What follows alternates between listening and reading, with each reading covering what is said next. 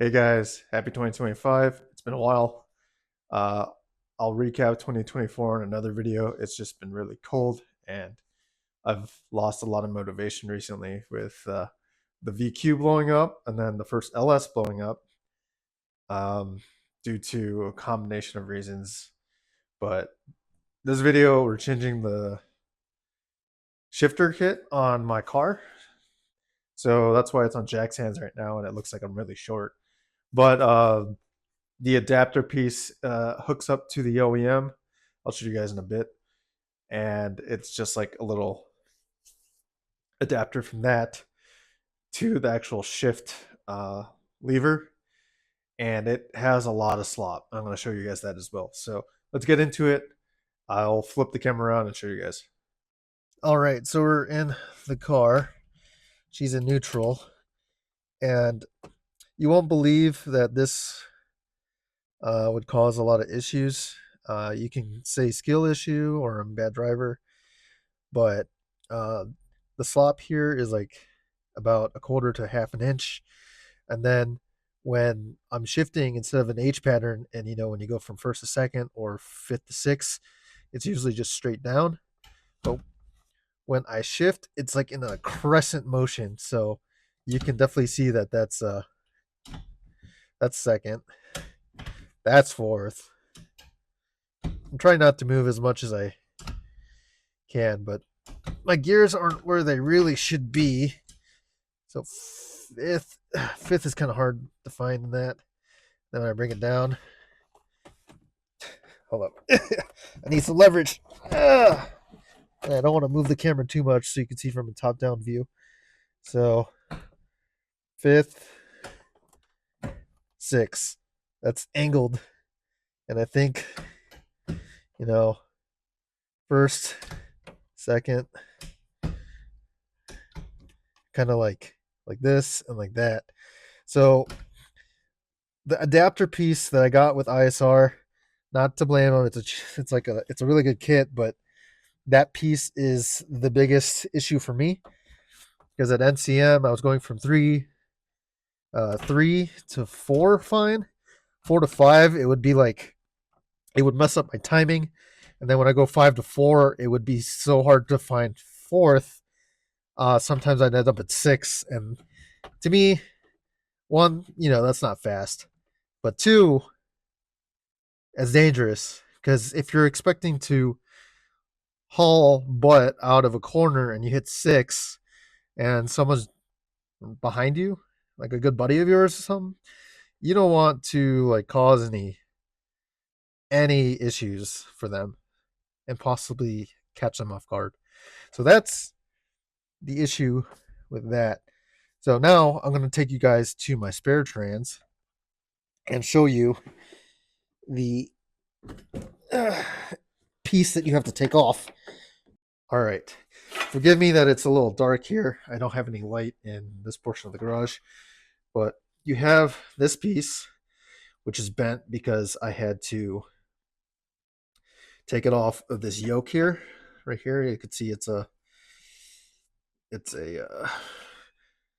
U-joint there. It goes like this, but on the ISR, you have to take this piece off and then you adapt it to the needle bearings that are on each side of here.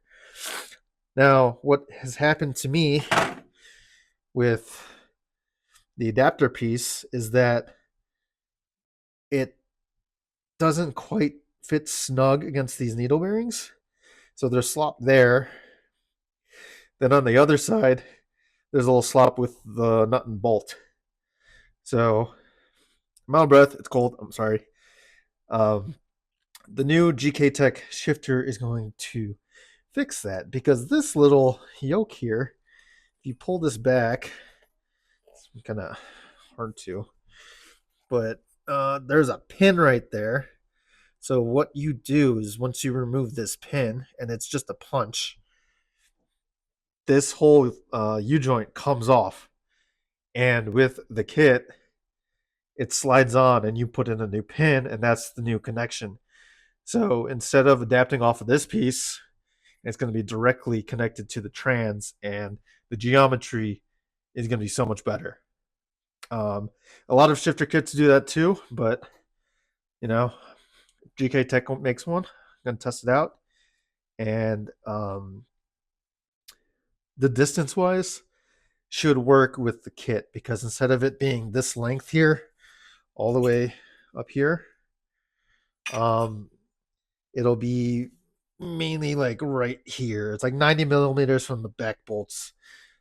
These bolts that mount this arm. So we're gonna do that. I'm not going to do that on camera because I'm not going to remove the trans completely.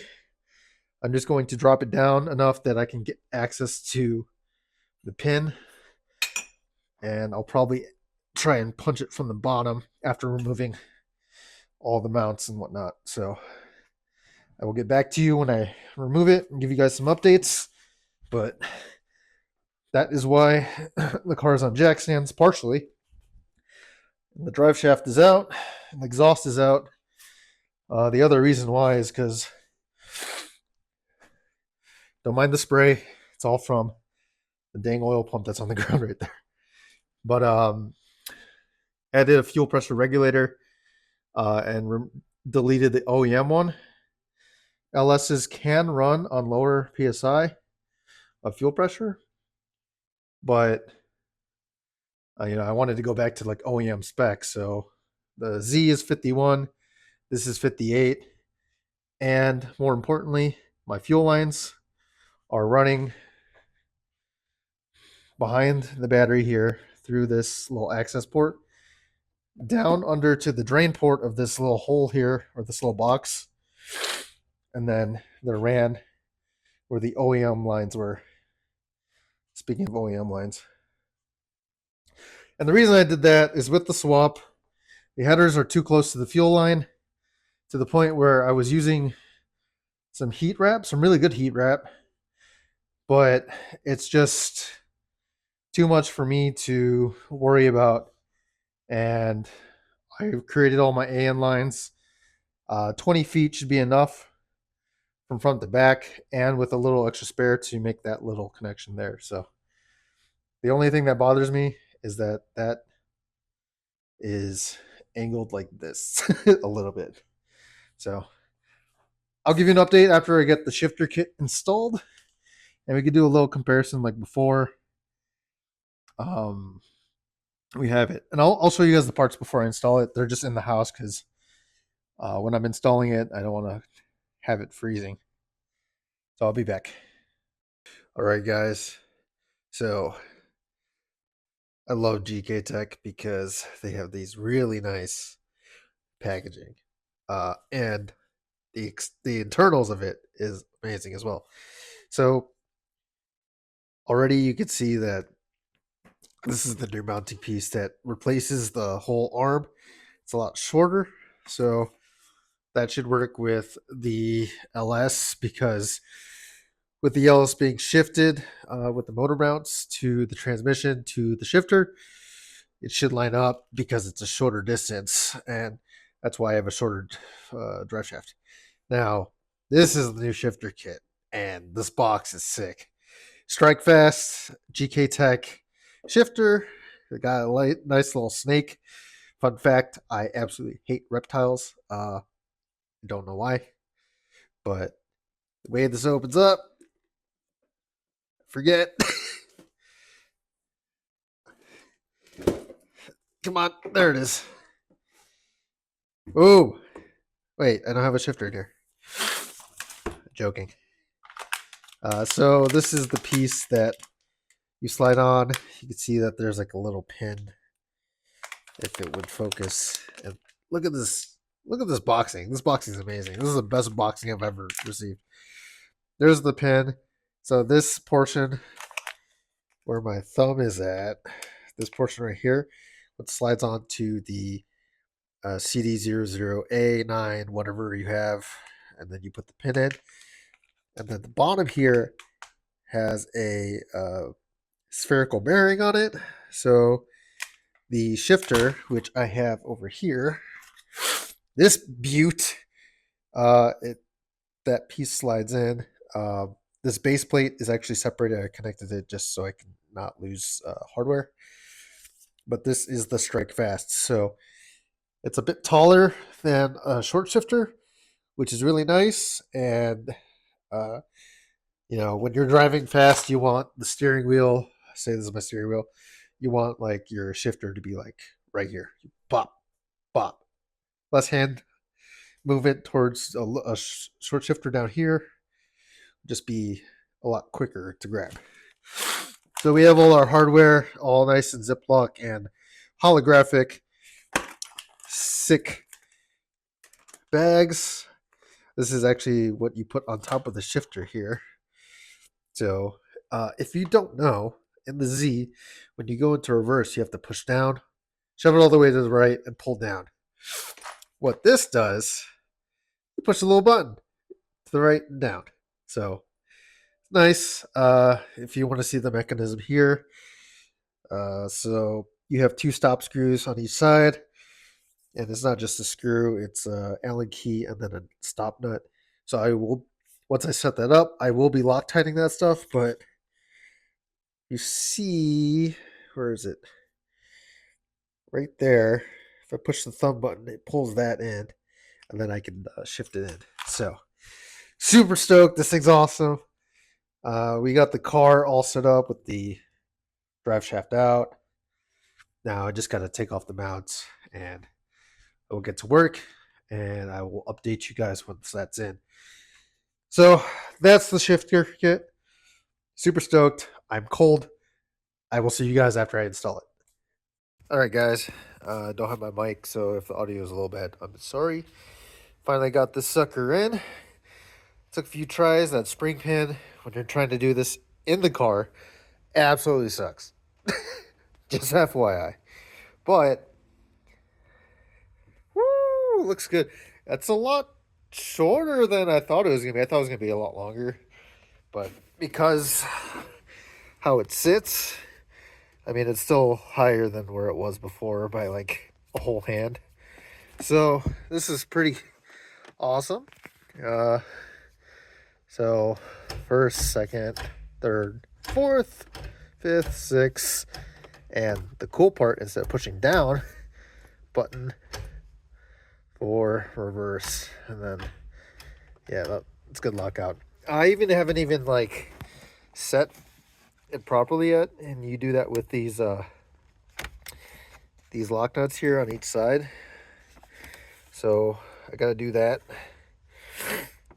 But yeah, it feels good. I mean, as a comparison to the adapter from before, apologies as I step all over my tools. First, straight down. Third, straight down. Fifth, because the clutch. Sixth, fifth. Dude, it's like all straight like it should be instead of like it was before. So yeah, GKTech Strike Fast shifter, and I'm missing a bolt. I dropped it somewhere, like I threw them all in here, but obviously I'm missing a countersunk bolt. So I'm gonna make a trip to the hardware store to get that last one on there. We are not a 3-bolt or a 1-bolt short type of person, so we're gonna get that on there, and then I'll take some. You guys probably see it on Instagram, but I'll with all the trim in, take some nice photos, post them. But yep, that's the Strike Fast shifter. Way better than before. I'm excited to drive this, and the only thing left I got to do is adjust for 5th, 6th, and reverse, and Loctite all these stop nuts. So thanks for watching. I'm excited to drive this. The next time I'm driving this, I'll write down my thoughts for you guys. Peace.